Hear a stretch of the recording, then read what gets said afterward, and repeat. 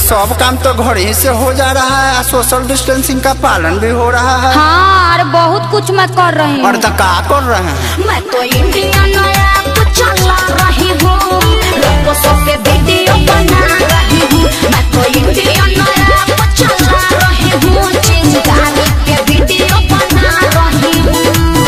तो सही कह रहे हैं भौजी, मन चंगा तो कठौती में गंगा। हाँ तो और का है ये है।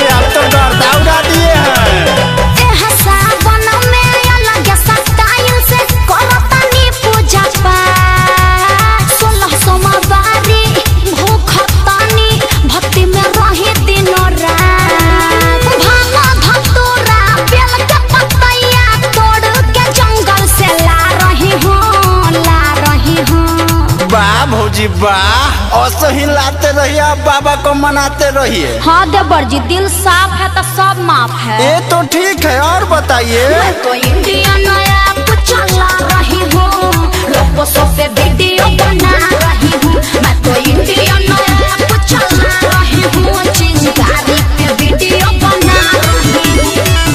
जारी रखिए भौजी। ठीक है देवर जी।